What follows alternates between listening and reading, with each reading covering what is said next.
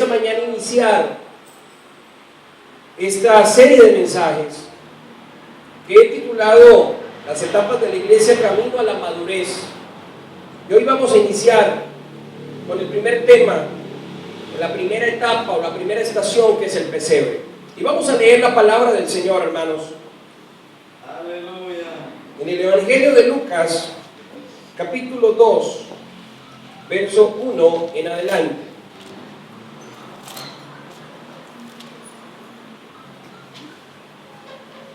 Yo voy a estar leyendo una versión diferente a la versión Reina Valera 60. Voy a estar leyendo la versión contemporánea, Reina Valera contemporánea, y le explico por qué motivo, y se lo explico con el objetivo que ojalá usted sienta la necesidad. Si tiene su Biblia en el celular, pues que la descargue, y si no, que la compre. La Reina Valera contemporánea corrige algunas palabras para mejor entendimiento. Entonces yo le invito a que utilice esta versión. Gloria al Señor. Lucas capítulo 2, verso 1 al 7, dice la palabra del Señor en el nombre de Jesús. Por esos días, Augusto César promulgó un edicto en el que ordenaba levantar un censo de todo el mundo. Este primer censo se llevó a cabo cuando Quirino era gobernador de Siria, por lo que todos debían ir a su propio pueblo para inscribirse. Como José era descendiente de David y vivía en Nazaret, que era una ciudad de Galilea, tuvo que ir a Belén. Repita conmigo: Belén, la ciudad de David, que está en Judea, para inscribirse junto con María, que estaba desposada con él y se hallaba encinta. Y mientras ellos se encontraban allí, se cumplió el tiempo de que ella diera a luz, y allí tuvo a su hijo primogénito, y lo envolvió en pañales, y lo acostó en un pesebre. Diga conmigo: pesebre. Porque no había lugar para ellos en ese albergue. Amén. Siéntese, tengan la bondad, estimados hermanos. Gloria al Señor. Yo quiero empezar en esta mañana con esta primera sección denominada el pesebre, porque para mí es muy importante que iniciemos por el comienzo. Gloria al Señor, que iniciemos por donde debe ser. Quiero explicarles primeramente que cuando hablamos de Jesús, nosotros entendemos que Jesús tiene lo que denominaríamos una doble naturaleza. Podemos hablar de Jesús como Dios, ¿cuánto lo creen? Amén. Pero también podemos hablar de Jesús como hombre. Gloria al Señor. La palabra del Señor dice en Romanos 9:5, de ellos son los patriarcas, y de ellos desde el punto de vista humano vino Cristo, el cual es Dios sobre todas las cosas, bendito por los siglos. Amén. O sea, podemos decir y determinarlo, porque yo quiero que quede claro para no malinterpretar la palabra del Señor. Nosotros entendemos que Jesús es Dios. Él es manifestado en carne. Dios es espíritu, pero ese espíritu se manifestó en carne y le pudimos ver, le pudimos tocar, eso que le llamamos el verbo de Dios. La voz de Dios se manifestó para que pudiéramos tocarle, dice el apóstol. Creemos que hay un solo todopoderoso. Creemos que hay un solo Dios, aleluya. Pero cuando hablamos de Jesús como hombre en su humanidad, debemos de entender que Él representa a la raza humana. Así como también está escrito en 1 Corintios 15:45, dice: el primer hombre, Adán. ¿Adán a quién representa? Al hombre, a la raza humana. Gloria al Señor. Se convirtió en un ser con vida. El postrer Adán. ¿Quién es ese postrer Adán? Jesús. ¿A quién representa? Al hombre. Se convirtió en un espíritu que da vida. Alabanzas al Señor. Así que podemos hablar de Jesús con toda confianza desde el punto de vista humano, sin que eso nos llegue a pensar de que no es Dios, entendiendo que Él es Dios. Gloria al Señor. Romanos 5:19 dice: porque así como por la descendencia de un hombre muchos fueron constituidos pecadores, así también por la obediencia de un solo hombre serán constituidos justos. Gloria al Señor. ¿Cuántos dicen gloria a Dios? Jesús en su humanidad representa a la iglesia del Señor. Él representa a la iglesia del Señor. Efesios 5:30 dice: porque somos miembros de su cuerpo, de su carne y de sus huesos. Nosotros, la iglesia del Señor, somos miembros de su cuerpo, de su carne y de sus huesos. Gloria al Señor. Esta es la iglesia del Señor, es el cuerpo del Señor. Amén. Corintios capítulo 12, verso 27 dice: ahora bien, ustedes son el cuerpo de Cristo y cada uno de ustedes es un miembro con una función particular. Aleluya. Cuando Jesús caminaba dentro de la tierra o a través de con los discípulos, no existía la iglesia terrenal. Usted y yo sabemos que la iglesia nace el día del Pentecostés. Amén. Pero estaba en el cuerpo de Jesús. Aleluya. Alabanzas al Señor. Amén. La iglesia estaba en el cuerpo de Jesús. Así que cuando Jesús caminaba en la tierra, no existía la iglesia. Por eso la iglesia en los evangelios aparece de una forma profética. Amén. No una forma presente, es una forma futuro. Gloria al Señor. Mateo capítulo 16, verso 18 dice: y yo te digo que tú eres Pedro, y sobre esta roca edificaré mi iglesia. Futuro, edificaré, no estaba todavía. Amén. Usted dirá: ¿y cuándo salió esa iglesia? Salió cuando el Señor estaba en la cruz del Calvario y una lanza le atravesó y salió agua de su costado. Ahí nació la iglesia del Señor y se fundó el día del Pentecostés a través del poder del Espíritu Santo. Nosotros entendemos entonces que somos cuerpo o parte del cuerpo de Cristo y que Él ahora es la cabeza de ese cuerpo. Él domina, tiene el dominio, el principado sobre nosotros. ¿Cuántos dicen gloria a Dios? Así que si entendemos que la vida de Jesús, Él representaba a la iglesia, podemos entender que las etapas que vivió Jesús sobre esta tierra son las etapas de esta iglesia. Son las etapas de esta iglesia. En el camino de la vida de Jesús es el camino de la vida de la iglesia del Señor. Y las etapas de la vida de Jesús son nuestras etapas. Aleluya. Así que yo quiero que hoy empecemos por la primera etapa de Jesús. Amén. Y necesitamos pasar por cada una de estas estaciones, porque no podemos saltarlas, hermano. Amén. Usted antes de caminar, ¿qué necesita aprender? Gloria a Dios. A gatear. Sí, aleluya. Antes de caminar necesita gatear. ¿Cuántas hermanas aquí han tenido bebés, hijos? Levanten la mano. Todas. Y cuando tuvo su bebecito, ¿salió corriendo el bebé? No, ¿verdad? Antes de caminar, necesitaba aprender a gatear. Aleluya. Bueno, son etapas que no podemos saltarnos. Son etapas que no podemos brincarnos porque nos haríamos daño. Cuando usted va a entrar a estudiar, antes de llegar a segundo grado, tiene que pasar ¿por qué grado? ¿Por primer grado? Usted no puede llegar a segundo grado antes de pasar por primer grado. Es importante, es necesario ir escalando poco a poco. ¿Sabe, hermano? Existen 3 fechas importantes en la vida del ser humano. La primera, el día de su cumpleaños.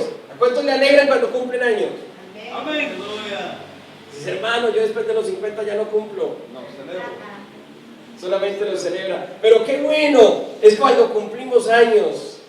Sí, amén. Tortica, regalos, alegría, recordar.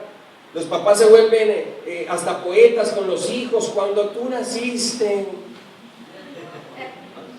Gloria a Dios. Cuando nació mi niña, yo no hallaba ni cómo agarrarla.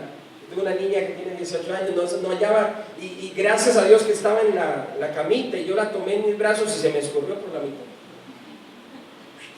Me cayó. Pero estaba ahí en la almohadita, no le pasó nada, gloria a Dios. Aleluya. La fecha de los cumpleaños es una de las fechas más importantes para los seres humanos. La segunda fecha, para los cristianos en este caso, es la fecha en que conocemos a Jesús. Amén. Eso no se nos puede olvidar, hermano. Así si usted se aparta del Señor, así si usted se vaya de la iglesia, usted siempre recuerda la fecha en que usted conoció al Señor.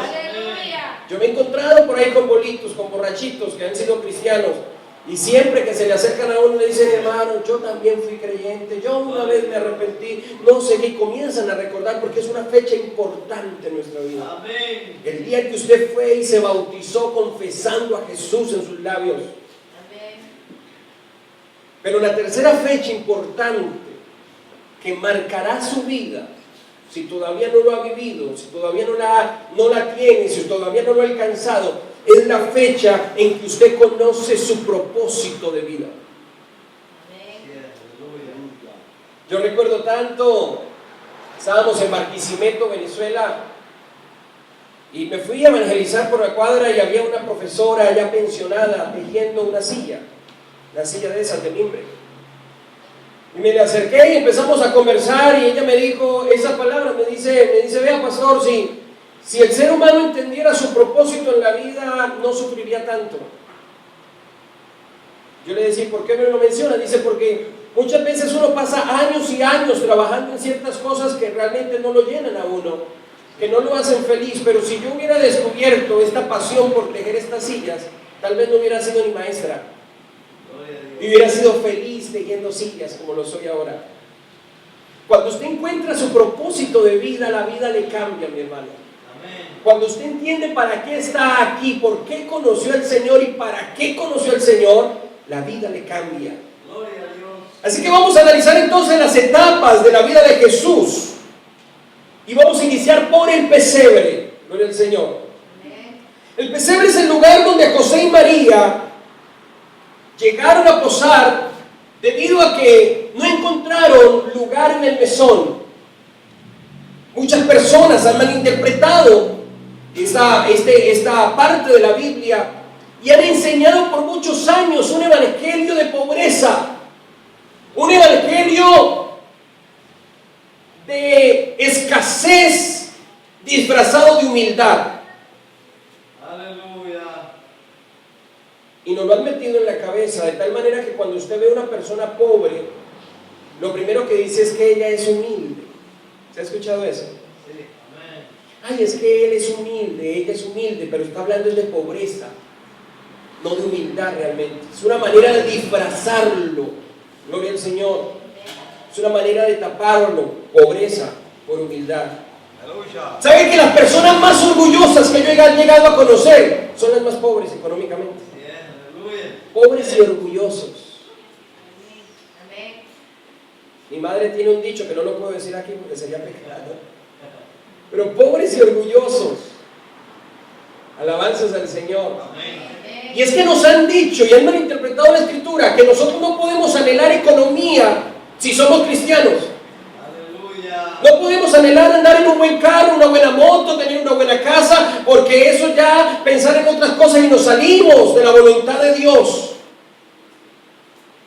Yo leía el post de un pastor amigo en México que escribía en su Facebook y decía: ¿y si la voluntad de Dios es que yo sea millonario? Y más de un evangélico religioso empezaba a escribirle y a criticarle. Pero cuando yo voy a la Escritura, hermanos, los patriarcas no eran gente pobre.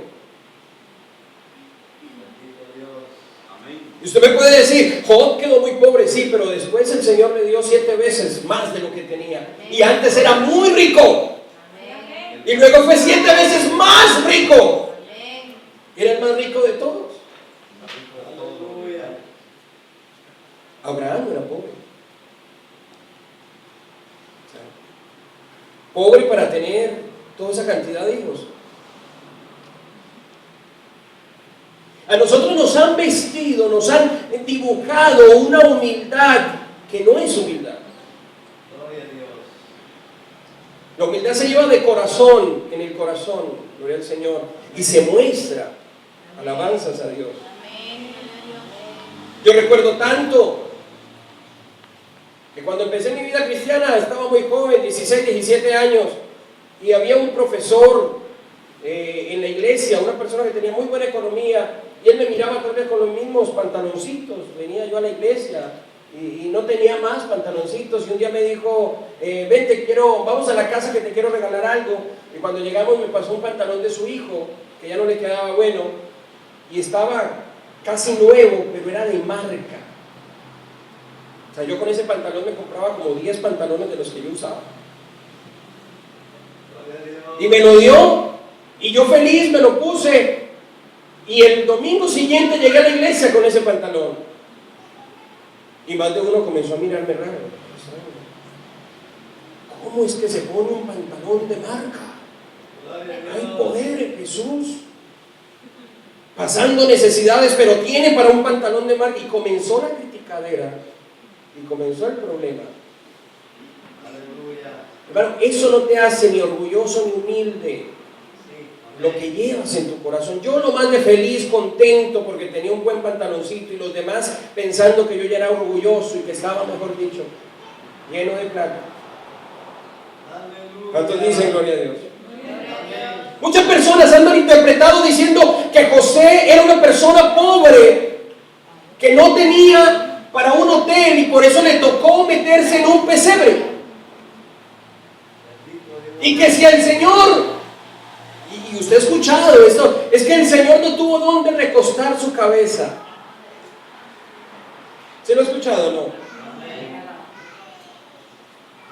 Hermano, es el dueño del oro y la plata. El dueño no solamente de este planeta, sino del universo entero. El mismo Señor, después de ayunar, venían los ángeles y le servía. Si Él hubiera querido que un ángel le sirviera, en cualquier momento simplemente lo hubiera llamado. Y Él lo dice. Cuando lo van a tomar para llevarlo a crucificar, Él dice, no, Pedro, guarda la espada, yo no necesito que usted me defienda a mí, yo tengo un ejército, que yo hago así y viene por mí porque yo soy el Rey de Reyes. Alabanzas al Señor. Yo quiero que empecemos con sacarnos de la mente muchos conceptos, hermano, porque esta iglesia tiene que empezar a crecer. Y para crecer necesitamos quitar aquellos argumentos que no nos permiten crecer. Aquellas creencias que nos limitan en el crecimiento, aquellas creencias que no nos permiten salir y avanzar. Porque usted ya tiene que empezar a pensar en un lugar más amplio que este. Yo recuerdo tanto cuando llegamos a un pueblo llamado La Montañita, Caquetá, que fue la primera iglesia donde servimos de tiempo completo como asistentes. Estaba la iglesia en un saloncito más pequeño que este, más chiquitico, bien chiquitico y apretados. Y el pastor con el que llegamos a trabajar estaba nuevo ahí, y él me decía, Leo, ¿yo qué hago? Yo le digo a los diáconos, hermanos, vámonos de aquí, compremos un terreno amplio, hagamos una enramada, una galera, dicen acá en El Salvador, y salgamos de aquí, porque es que si invitamos a alguien no tenemos dónde meterlo, dónde, toca salirse uno para que entre el amigo. Y los diáconos no quieren, los hermanos no quieren porque están amañados. Ellos dicen que aquí lo construyó el pastor fulano, y siempre viven del pasado, y siempre viven de las glorias del pasado, y no querían salir de ese lugar. Amén.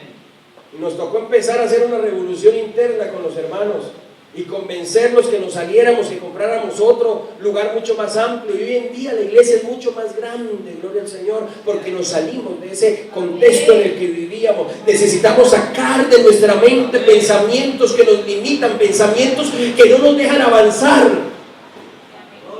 Hace 40 años atrás tener una lavadora era pecado, tener un televisor era pecado.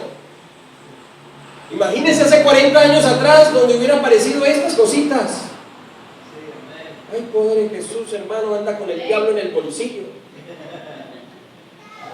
Pero necesitamos avanzar para poder crecer y ganar muchas almas. ¿Cuántos dicen gloria a Dios?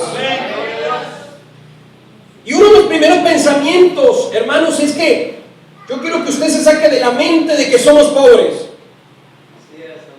Porque mi riqueza no depende de cuánto dinero tengo en mis bolsillos. Y yo creo que usted lo ha determinado, porque conozco mucha gente que tiene mucha plata en mi trabajo secular. Conozco gente que tiene muchísimo dinero. Me he sentado con personas en Panamá que se ganan $22,000 al día, no a la semana ni al mes, al día. Pero cuando usted habla con ellos, muy internamente tienen un corazón lleno de pobreza. Porque el dinero no sacia lo que necesita el alma, gloria al Señor. Porque se sienten inseguros, porque se sienten incapaces en muchos aspectos, porque andan con miedo. Con tanto dinero lo que andan es con miedo, gloria al Señor. La riqueza verdadera, hermanos, se llama Jesús. La riqueza verdadera se llama el Evangelio de Jesús. Y el Señor provee todas las cosas, hermano. ¿Cuántos de los que estamos aquí lo ha visto? Bueno, el día que nosotros económicamente no tenemos, ese día es cuando mejor comemos. Llega el hermanito con pescado, llega el hermanito con pollo, llega el hermanito, ¿y esto qué no? Sentí en mi corazón. ¿Quién puso ese sentir? El Padre de las luces, el Dios Todopoderoso. Eso es riqueza. Entonces no me hable de un evangelio pobre. No me hable de un evangelio de pobreza, hermano, cuando tenemos el dueño de nuestras vidas. Sí, amén. Hemos escuchado testimonios del pastor, ha puesto ateos para bendecirlo a él. Aleluya. Yo recuerdo tanto en Venezuela, estábamos con un muchacho que era santero, brujo, y me dio trabajo. Y me fui a trabajar con él, y ya después de un mes de estar trabajando, él no creía obviamente en el evangelio. Fue la primera persona que nos ganamos después de 9 meses de estarle predicando. Pero me recuerdo tanto que en el primer mes él me pagaba cada 8 días, y un día me dijo, vea varón, tome para que le lleve comida a su familia, porque si yo no le doy, usted deja morir su familia de hambre. Y yo quedé mirándolo así, le dije, yo, Anderson, Dios es tan bueno conmigo que es capaz de usar hasta el mismo diablo si es necesario para bendecirme. Él es capaz de usar una persona como usted que no tiene a Dios para bendecirme a mí, no por usted, sino por el Dios que yo tengo. Hermano, nosotros somos ricos en el Señor. Y déjeme explicarle algo. Cuando José fue a buscar un lugar para posar, era porque tenía plata para pagar el hotel. O sea, créanme que yo llego a una ciudad y si yo no tengo plata, yo no voy a un hotel a preguntar cuánto vale una habitación o si hay habitaciones. ¿A qué voy? Si no tengo para pagar, ¿verdad? Pero él fue. Lo que pasa es que llegaron en una época donde todo el mundo estaba llegando a Belén para ser censado. Muchas personas de todas partes del mundo habían llegado. Los hoteles estaban copados, no había un lugar. Ya estaban llenos. Pero él tenía para pagar. Se fueron a un lugar que se le denomina el pesebre. Y entonces ahí viene la idea, inclusive lo hemos cantado también, que el mundo egoísta lo envió a pesebre, ¿verdad? Y lo hemos cantado y es muy bonito cuando lo entendemos y entendemos el contexto. Y decimos, Dios se humilló porque nació en un pesebre. Pero déjenme explicarle algo con ejemplos. Yo no sé si ustedes se vieron una película. ¿Cuántos ven películas acá? Amén. Ay, ven películas, todos son santos acá, el poder en Jesús. Hermano, película es pecado, aquí no podemos ir al cine. A mí me gustan ver películas. Y hace muchos años vi una película que se llamaba El avión presidencial. Creo que Henry Ford era el protagonista. Era el presidente supuestamente de Estados Unidos y le secuestran el avión y él pelea por el avión. A lo último, en medio del vuelo, lo pasan a un avión comercial. ¿Se han visto eso? Después de que pasa todo ese contexto de la película, cuando él llega al avión comercial, el avión deja de ser comercial y se convierte en el avión presidencial. Le cambian hasta el nombre al avión cuando está el piloto comunicándose y para dar a entender que ahí estaba el presidente, cambian. Ahora no somos el avión comercial, somos el avión presidencial. Alabanzas al Señor. Para que me entienda el contexto del pesebre, Para que usted me entienda quién es el pesebre. Ustedes escucharon hablar de Michael Jordan, el basquetbolista. Si yo voy a Walmart y compro un balón de básquetbol, ¿cuánto cuesta? $25, $30, $50, uno muy bueno. Pero si voy a un museo donde hay un balón firmado, autografiado por Michael Jordan, ¿cuánto cree que costará? $5,000, $10,000. ¿Cuánto? Hasta mucho más. Porque el valor no es del elemento, sino de quién es el que tiene el elemento en sus manos. Lo que vale no es el instrumento. Si usted ve a aquellos que tocan guitarra, una guitarra puede costar $500 o $1,000 normalmente. Pero si esa guitarra la tocó Elvis Presley, puede costar $millones. Eso mismo sucedió en el pesebre. Déjeme decirle que no fue que Dios se humilló y se bajó al nivel del pesebre. Lo que sucedió fue que el pesebre subió de categoría al nivel de Dios. Aleluya. El pesebre subió de categoría mucho mejor que cualquier hotel 5 estrellas. ¿Y sabe quién es ese pesebre? Ese pesebre eres tú. Ese pesebre soy yo. Donde muchos ni siquiera nos veían como algo importante. Donde muchos nos veían simplemente como algo sencillo, lleno de pobreza. Pero cuando el Señor nació en nuestro corazón, las cosas cambiaron. Ahora no somos cualquier cosa, mi hermano. Ahora somos hijos de Dios, llenos del poder de Dios. Y el pesebre representa, iglesia, representa ingenuidad. Representa el lugar de nacimiento. Yo quiero que usted recuerde dónde nació usted. Y no estoy hablando del hospital, literalmente. No estoy hablando del lugar de salud donde lo llevaron a su mamá para que diera luz. No, estoy hablando de dónde nació usted, dónde conoció a Jesús. Tal vez fue aquí en este lugar. Tal vez fue que alguien le llevó el mensaje a su casa. O tal vez fue en una campaña, no sé. Pero es el día del nacimiento suyo. ¿Dónde nació? Yo nací en Florencia, Caquetá, Colombia. En una iglesia donde estaba un primo mío predicando inclusive. Y ese día sentí en mi corazón irme al altar a llorar. Y cada lágrima que salía por mi rostro era una pena que se iba de mi corazón. Era una carga que se iba. Yo sentía como Dios estaba abrazándome. El lugar de nacimiento.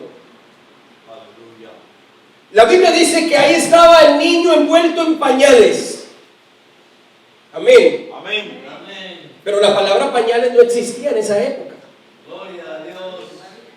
La palabra pañales en esa época, o la que se traduce como pañales, porque se deduce que estaba envuelto en una tela, pero esa tela no eran pañales. Es como, no sé si a usted le ha pasado, las mamás, a nosotros en algún momento nos pasó, y yo sé que a usted también, que va con su bebé de viaje o está en algún lugar y se le acabaron los pañales y resulta que el bebé se hizo. Toca entonces bañarlo, cambiarlo y echarle mano por ahí una camisa vieja del papá. Aleluya. Ah, se ríen, sí les ha tocado, ¿verdad? Amén. Y luego el papá después se va a colocar y dice, ¿y esa camisa por qué está amarilla? Esa camisa era camisa, pero ahora se convirtió en pañales. Aleluya. Alabanzas a Dios. La palabra para utilizar pañales aquí es la palabra sudario. Y el sudario era la tela con la que se envolvían los muertos, a que se le colocaba a los muertos en el rostro para enterrarlos. E inclusive los pesebres normalmente eran lugares para colocar los muertos. Este pesebre era un lugar de sepultura, pero era nuevo, o sea, todavía no habían colocado a nadie ahí. ¿Y por qué les digo esto? Porque yo quiero que entiendan que cuando Jesús nació, entendió el propósito el cual tenía cuando nace. Su propósito es que Él nació para morir por nuestros pecados. Cuando se le envolvió en los pañales con los que se le envuelve al muerto, se le estaba diciendo a aquel niño que estaba naciendo: tú naciste para morir por la humanidad, tú naciste para darle vida a través de tu sacrificio, aleluya. Eso nos da a entender que cuando usted nace de nuevo, necesita nacer de nuevo y entender su propósito en la vida. Porque usted no vino aquí para calentar una silla, hermano. Usted no vino aquí para ser simplemente parte de una congregación que se reúne los domingos. Usted vino aquí para cumplir un propósito. Usted vino aquí para poder servirle al Señor. Usted vino aquí para poder entender lo que Dios tiene para usted. ¿Cuántos dicen gloria a Dios? El pesebre significa ingenuidad. Usted ve un bebé, un niño pequeñito, él es ingenuo. Él no entiende qué es malicia, qué es bueno ni qué es malo. De un momento está peleando con su amiguito, al ratico otra vez está jugando con él. Él no guarda rencor, es ingenuo. Por eso la Biblia nos dice que debemos de ser como niños. Y debemos de recibir la palabra como niños. Gloria al Señor. ¿Cuántos dicen gloria a Dios? Mi hermano querido, la ingenuidad me permite a mí venir a un lugar y no estar pensando qué lugar tan feo. O sea, usted se imagina los reyes sabios que llegaron donde Jesús diciendo: oye, es que no había un mejor hotel que esto. ¿Cómo se vienen a un pesebre lleno de animales? Esto huele a estiércol, esto no sé qué. No. Cuando usted está en el pesebre, cuando usted ha nacido de nuevo, cuando usted tiene esa ingenuidad de parte de Dios, hermano, usted no llega a criticar a la congregación. Amén. Cuando se está en el nivel del pesebre, no existen los chambres. Gloria a Dios. O el chisme. En mi país sería chisme. Cuando usted está en el pesebre, usted no está pendiente de los demás. Usted no está mirando cómo llegó fulano de tal. Si le miró el color de la camisa de fulano. Si le miró los zapatos a fulano. Gracias a Dios eso no pasa aquí, solamente pasa en Colombia. Aleluya. Gloria a Dios. Iglesias fashion, donde hay una competencia entre las hermanas de quién viste mejor, quién trajo los zapatos nuevos, quién trajo el vestido nuevo. Gracias a Dios eso no pasa acá, solamente en Colombia. Cuando se está en el pesebre, no hay criticadera. O sea, yo no me imagino a los reyes ahí diciendo: oiga, ¿y si mira cómo quedó María después del parto? Quedó gordita. Y dice que el hijo de José y no se parece nada a José. Pero bueno, cuando se está en el pesebre, lo que realmente importa es poder ir a ver a aquel que ha nacido y que es la luz del mundo. Cuando se está en el pesebre, lo que importa es adorar a aquel que está en el pesebre, aquel Rey de reyes y Señor de señores.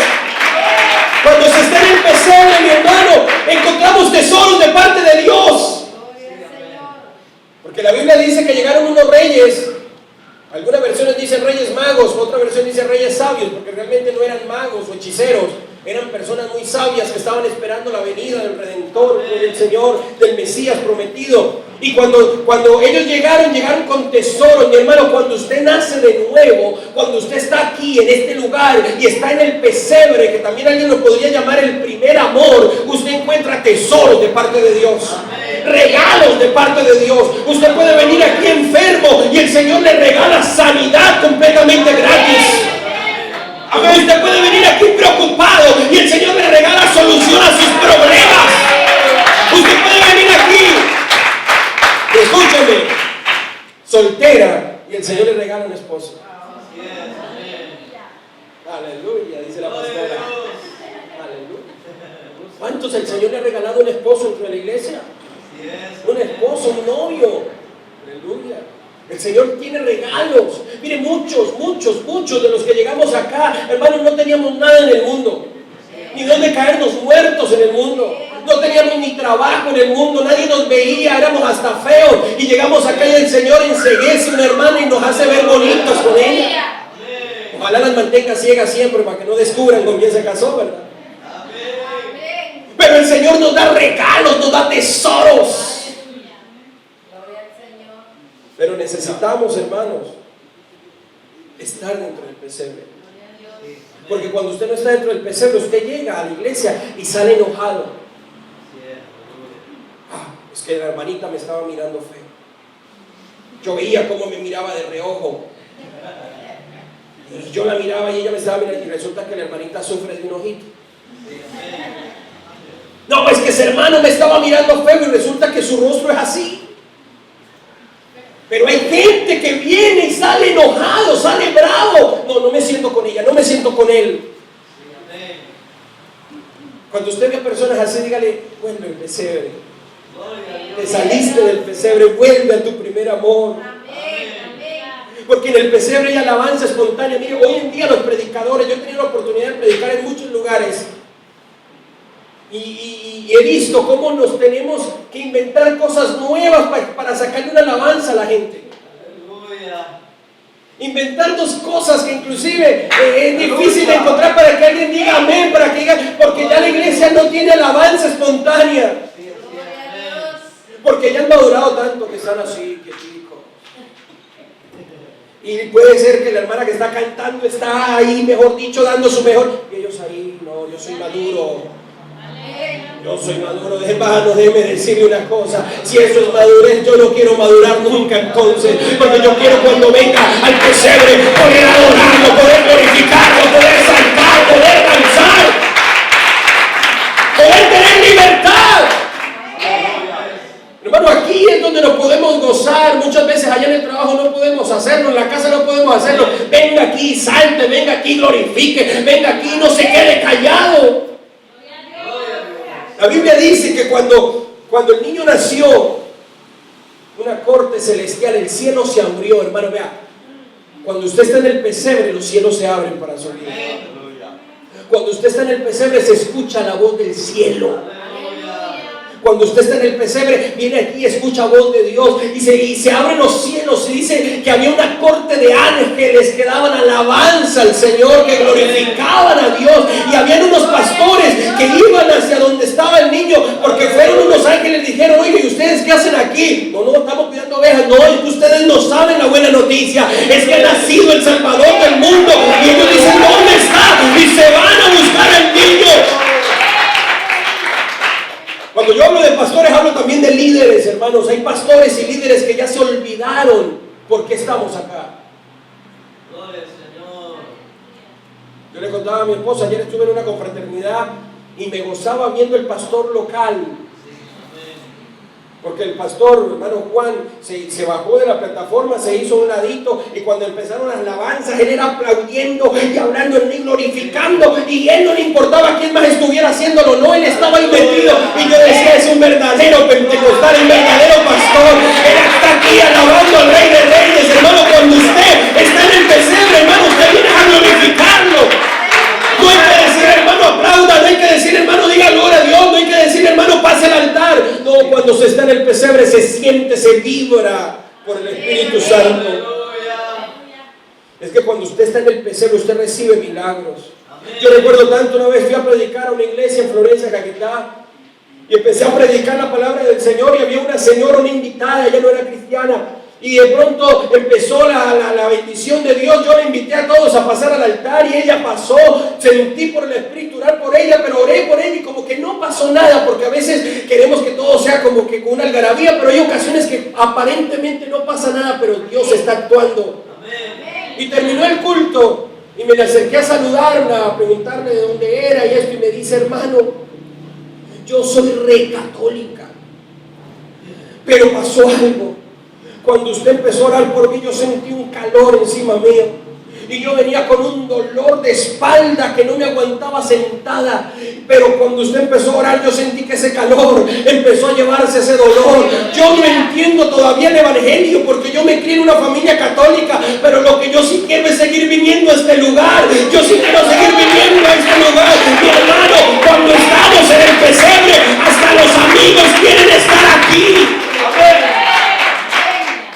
Hay promesas de parte de Dios. Déjeme decirle para ya ir terminando. El pesebre se encontraba en Belén. Y en Belén sucedieron cosas interesantes. Una de esas cosas sucedió en el libro de Ruth. Una mujer moabita, una mujer que no era de este pueblo, una mujer que no era judía, no era israelita, una mujer que era gentil. Pero en Belén encontró a un hombre llamado Boaz. Y en Belén encontró cómo redimirse y cómo sustentarse. Aquí en este Belén, que es esta iglesia de San Miguel, nosotros tenemos que ser como ese Boaz, tener la oportunidad de darle alimento a muchas personas, a la gente pobre. Boaz, dice la escritura que Boaz iba y hablaba con aquellos que cosechaban y le decían: mire, allá atrás está la moabita, allá atrás está esa mujer que no tiene comida, esa mujer que es extranjera, háganse los locos y dejen caer comida, dejen caer lo que usted está recibiendo, para que cuando ella venga detrás encuentre alimento. Mi hermano, sabe, mucha gente del mundo va a venir a esta iglesia porque aquí va a encontrar el sustento para su alma, aquí es donde va a encontrar el sustento para su vida. La gente los va a perseguir a ustedes porque en ustedes va a encontrar cosas maravillosas. Yo tenía un amigo que no era cristiano y decía: sabe, a mí me gusta contratar evangélicos. Yo le decía: ¿por qué? Porque en Venezuela es peligroso. También me decía: porque cuando yo ando con ellos no me roban, pero yo ando solo, ando con otro que no es evangélico y de una vez llegan a robarme, pero yo ando con ellos y me protegen. Yo no sé qué tienen ellos. Pues ¿qué tienen? Tienen a un Dios todopoderoso que los guarda. Alabanzas al Señor. ¿Sabe que en Belén murió Raquel, la mujer de Jacob? Pero en su último suspiro le puso a su niño Benjamín. Y me llama la atención porque fue el único hijo que nació dentro de la tierra prometida sin que estuvieran viviendo en esa tierra, gloria al Señor. Y Benjamín significa el hijo de mi diestra, significa el hijo de mi vejez, mi bordón, mi sustento, mi ayudador. Gloria a Dios. Y déjeme decirle que para usted volver al pesebre, para volver a ese primer amor, necesita morir en Belén. Amén. Necesita morir a sus placeres, necesita vivir para el Señor. Porque cuando usted muere, hermano, comienza a multiplicarse. Es necesario que la semilla caiga en tierra y muera para que comience a dar fruto, para que comience a crecer, gloria al Señor. Y Benjamín fue el hijo carnal de José. Y si no fuera por Benjamín, la ira de José hubiera caído sobre sus hermanos. Pero el hijo menor de Jacob le permitió a José tener todavía un poquito de amor por sus hermanos. Y esto sucedió en Belén. Yo quiero decirle, iglesia del Señor, necesitamos volver al pesebre. Necesitamos estar en el pesebre. Gloria a Dios. Póngase en pie, tengan la bondad. Aleluya. Yo quiero que cierre sus ojos un momento, porque yo quiero confrontarlos en este instante. Gloria a Dios. Y yo quiero que usted se pregunte: ¿hace cuánto nació en el pesebre? ¿Hace cuánto nació en el pesebre? ¿Y cómo estás dentro del pesebre? Cuando estás en el pesebre no estás mirando cómo están las paredes. ¿Sabe que allá en Venezuela muchos nacieron debajo de la mata de un mamón? Gloria a Dios. Ahí debajo de esa mata predicábamos. Ahí debajo de ese árbol muchos se convirtieron al Señor, muchos recibieron a Dios. Yo quiero que usted cierre sus ojos un momento y diga: Señor, ¿será que me he salido del pesebre? Todavía no entiendo mi propósito en la iglesia, solamente soy un asistente más a la congregación, pero yo quiero entender cuál es mi propósito. Mi hermano, usted tiene que ejercer un ministerio dentro de esta iglesia. Usted tiene que ejercer un ministerio dentro de esta iglesia. Si usted todavía no lo ejerce, dígale: Señor, vuélvame al pesebre. Yo quiero conocer cuál es mi propósito. Yo le aseguro que cuando usted entienda su propósito va a ser feliz. Cuando usted entienda su propósito, tu vida va a cambiar. Cuando usted entienda su propósito, las cosas van a ser diferentes. Es el momento de volver al pesebre, iglesia. Gloria a Dios. Levante sus manos al cielo el momento. Aleluya. Y dile, Señor, no me saques del pesebre, no me dejes salir del pesebre. Sí, Señor. Porque hay momentos, iglesia, hay momentos en que se nos olvida que somos simplemente un pesebre. Porque donde la gloria de Dios salga de ese pesebre, solamente seríamos una habitación vacía, sucia, sin sentido. Pero qué bueno que usted en esta hora diga: Señor, quédate conmigo, quédate en mi corazón, quédate en mi vida, muéstrame mi propósito,